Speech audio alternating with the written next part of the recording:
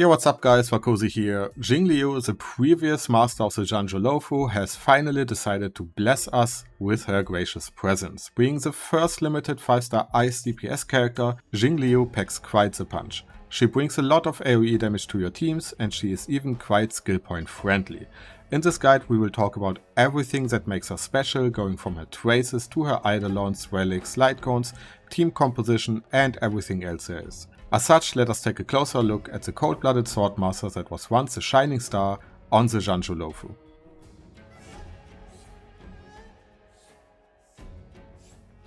First off, let us talk about her path and her damage type. She's a character that follows a path of destruction, which is quite fitting considering everything we have seen in her character trailer. Jingliu likes to fight, she likes the thrill of battle, and that is perfectly displayed with the path of destruction. Her damage type is ice, and that becomes important when you consider that her destructive tendencies only come into play when she gives into the Mara curse. Outside of that, she is quite a cold person. Now, the whole aspect of her giving into the Mara curse represents her gameplay loop. Jingliu's main talent is Crescent Transmigration. In a very simple nutshell, the talent works as follows. When she gains 2 stacks of syzygy, the previous swordmaster enters a state called Spectral Transmigration. Within that state, her action advances by 100%, so she immediately takes action, and she also gains 52% crit rate. In that state, she can only use her skill attack, and whenever she does so, she drains 4% HP from her allies in order to enhance the damage of her attack. Obviously, there are numbers to this whole thing, but effectively she drains HP in order to do more damage. Every time she uses her attack, she drains 1 point from her syzygy counter until she has none left. At which point she will leave her transcendent state, I guess you could call it, and you will have to build up stacks again. That obviously raises a few questions. How do you gain those stacks? The answer to that is very simple. Her skill as well as her ultimate, while being outside of her transcendent state.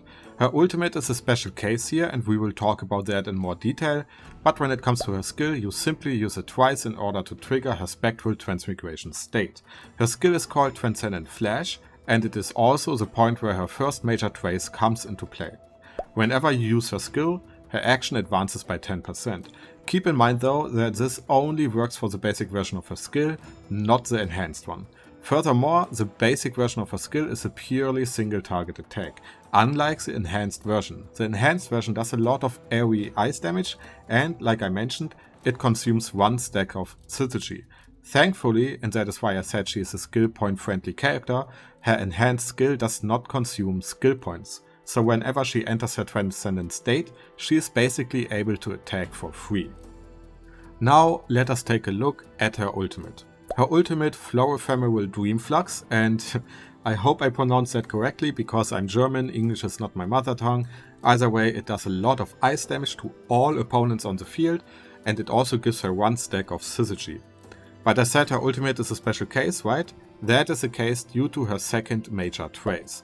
This one increases the damage of your ultimate by 20% whenever you use it within her special state. As such, the idea here is to use 2 skill attacks in order to build up your syzygy stacks, at which point she will enter her special state. After that you use her ultimate in order to gain another stack of syzygy and you will also do more damage with it, and then you can use her enhanced skill attack 3 times. Following that, we have her third trace, which increases her effect resistance by 35%, so she is quite resilient. And her other traces, the passive ones, increase her crit damage as well as her speed. That leaves us with her technique. When activating it, you gain a freezing cold aura for 20 seconds. Any opponent that comes close to you will be frozen in ice. If you initiate combat within that state, you will generate 15 energy and you gain 1 stack of syzygy. This allows you to enter her transcendent state quite early on during combat and is the main reason why she clears most combat challenges within seconds. She's basically at her strongest as soon as you enter combat.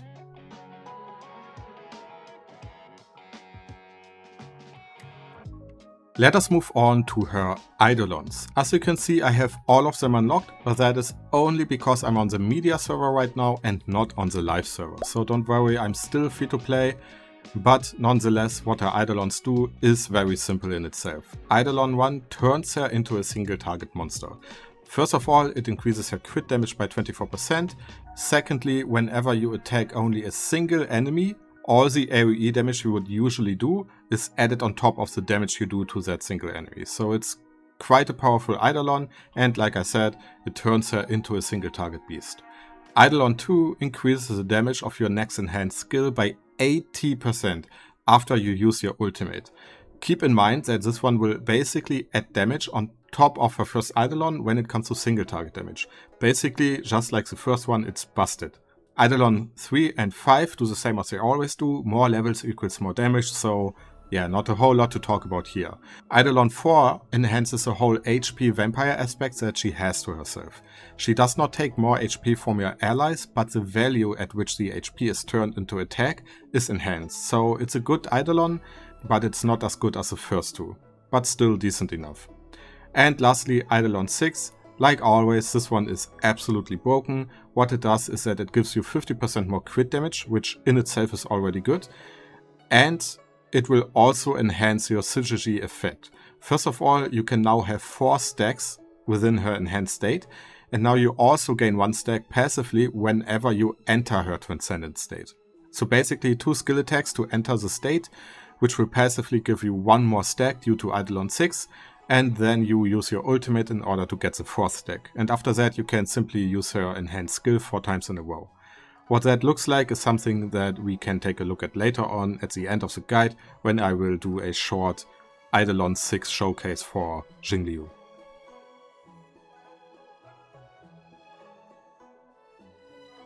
For now, let us talk about relics and light cones. The obvious option here when it comes to her light cones is I shall be my own sword. This one will give her crit damage as well as damage increase to her attacks whenever she consumes HP from her allies. And she does that with every skill she uses, so it works passively. This light cone is her signature light cone. It is really good. If you have it, it is a must use on Jingliu. Next up, we have 2 more 5-star light cones from the shop. We have something irreplaceable. That one is Clara's light cone, and it gives her attack, damage, healing, kinda everything you want to have from a light cone. The other one is Blade's signature light cone. It gives you crit rate and HP and more damage whenever you lose HP or get attacked. For this one, keep in mind though that Jingliu does not consume her own HP, so the second passive can only be triggered when she gets attacked. As such, this one is the weakest option out of the light cones I have mentioned so far. After this one, we have the Simulated Universe 5-star light cone. You can buy it for free, quote unquote for free, and it is a good option for everyone who is free to play. It gives you up to 32% attack and even 12% more damage whenever you break an enemy. Like I said, it is for free. You only need to do the Simulated Universe, and you can even upgrade it all the way up to Superimposition 5. So it is a light cone that is comparable to the basic version of the signature light cones. Next we get onto the 4-star light cones. First up we have the Battle Pass light cones. This one is very simple. It gives you attack as well as some healing. That is kinda it. The next option is the Moles Welcome You. It gives you attack whenever you use your skill, ultimate or normal attack, up to 3 times. After that we have Under the Blue Sky. This one simply gives you attack as well as crit rate after you defeated an opponent. And the last option is the Secret Vow. It gives you 20% more damage and additional damage whenever your enemy has more HP than you. Those are kinda the light cones she can use. There are a few other light cones when it comes to the Path of Destruction. For example, we have Wolf Walking Time. Unfortunately, that one is not that good of an option because of the whole bleed/burn aspect to it. Right? You don't really use bleed or burn on Jingliu, or when it comes to a composition generally speaking, and as such it is kinda useless.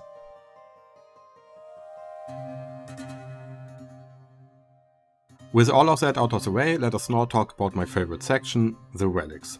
Jingliu, due to how her talents work, is fairly straightforward when it comes to building her. I am simply going to name the, in my opinion, best set you can use on her, but you can also use any other set as well. The first one is the Hunter of Glacial Forest set. It gives you 10% increased ice damage and 25% increased crit damage whenever you use her ultimate. Both of those effects work hand in hand with Jingliu, so you want to have that 4-set bonus. The ornaments come from the Rutilant Arena set. This one will give you 8% crit rate, but what we are actually after is the second effect, 20% more skill damage if you manage to reach 70% crit rate on your character. And if you remember, whenever we are in her transcendent state, we get 50% crit rate. So getting to 70% is fairly easy on Jingliu, and it can even be accomplished without using a crit rate chest. And with that, we have a perfect transition, so let us now talk about stats. The items you can see now are not perfect, but simply items I got on the media server. You can get much better ones yourself. What you want to have is crit rate and crit damage, obviously, as well as speed and attack. Crit rate should go up to no more than 50%, but at least 20%, right? So we need the 20% because plus the 50% from her ultimate, we have our 70% for the set bonus, but no more than 50% because if you add the 50% from her ultimate, a lot of numbers, I know, you will go above 100%, so that is kind of wasted, right? When it comes to the main stats, we have HP and attack on the helmet and the gloves. As always, they are fixed, so for those that are completely new, helmet and gloves, main stats are fixed. You can't get anything else there, right? So HP and attack.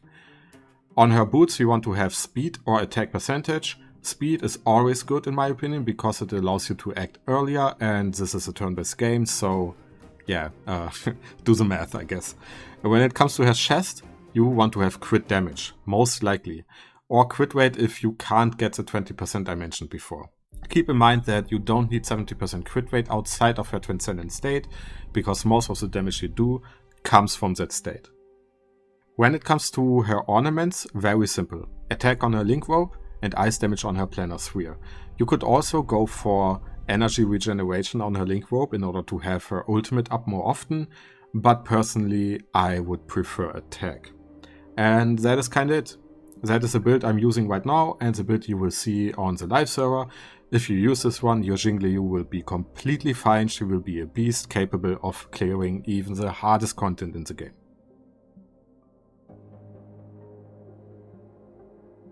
Alright, with that we are mostly done. We only have team composition left, so let us now take a look at that. As always, I don't know what characters you have, and because of that I will only give recommendations when it comes to the type of character you want to use, instead of specific characters. The first slot, obviously, is Jingliu herself. She's our main DPS. After that, we want to have a healer or a shielder, whatever comes to mind.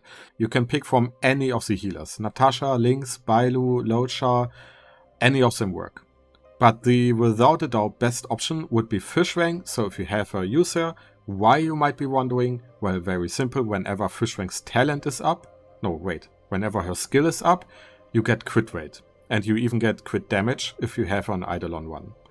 After her, we want to have a buffer. There are a lot of characters that come to mind. You can use Asta for her speed and attack bonus. You can use Tingyun for her attack and energy regeneration bonus. You can use Yukong for a crit damage bonus. Or you could use Borneo. Crit damage, attack, dispel, action, advancement, damage. She kinda does it all. She's giga broken, so if you have her, use her. And in our case, we're gonna use Borneo because we want to showcase the most broken composition that she could possibly use. That leaves us with one slot left to fill. The options here differ from person to person. Do you want to have a more defensive team? Then the Trailblazer as a tank is a really good option for you. Do you want to have more survivability? Well, a second healer or shielder is a great pick in that case. Gepard, March or any of the other healers come to mind here. Personally, I'm someone who is very offensive when it comes to the game. Either my enemies die or I die. There's no prolonging the fight unnecessarily, so for me it is a debuffer. The best option here or the best options are Silverwolf, Pela, Welt. Even the new Gurnifen can be used because she increases the damage your opponents take, right? But obviously the best option here is Silverwolf.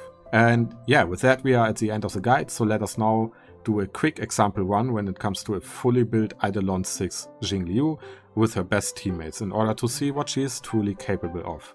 We are going to do that in the Forgotten Halls on stage 6. If you're not interested in this, then thank you for watching and I hope the guide was helpful, but for those that want to see some busted numbers, here we go.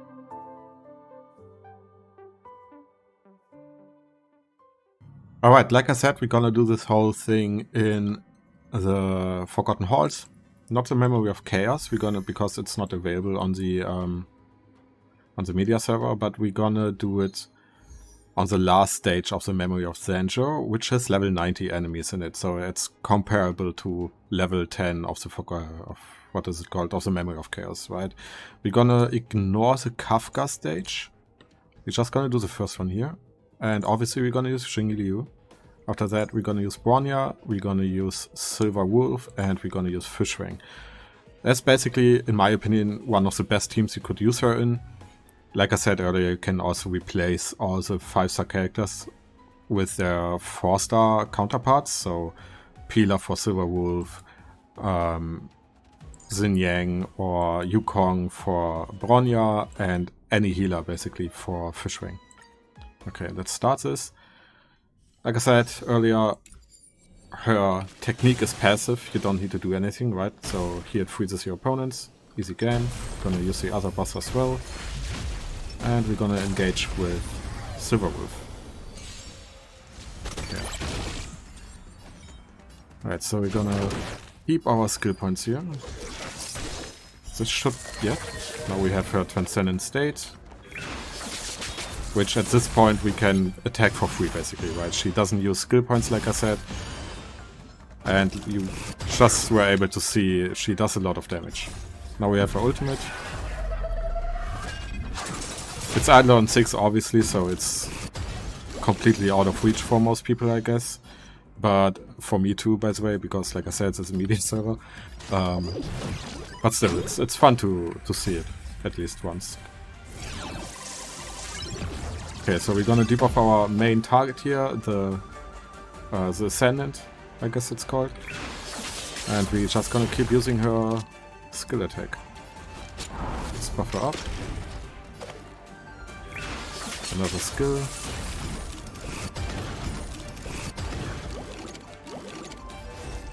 And if we are lucky enough, we even might be able to use her ultimate before she leaves her Transcendent State, we'll see.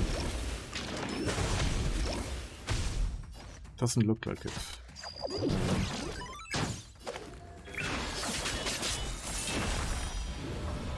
Oh, probably not, right? Is she still in? Ah, she's still in it, okay. And that should be it, yeah. GG. Most difficult fight in the game, by the way. Or one of the most difficult fights.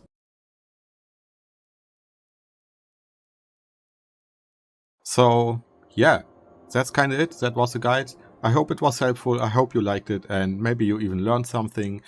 If you want to see more content like this, more Star Rail videos, more Genshin Impact videos, guides and whatnot, then feel free to like the video. Hit the subscribe button. It's for free. It doesn't cost anything, right? And yeah, thanks for watching. Have a great day or night, wherever you live. And I will see you guys in the next video. Bye bye. Only when you've walked the fiery trail and cut through every impediment can you understand the purpose behind every swing of your sword.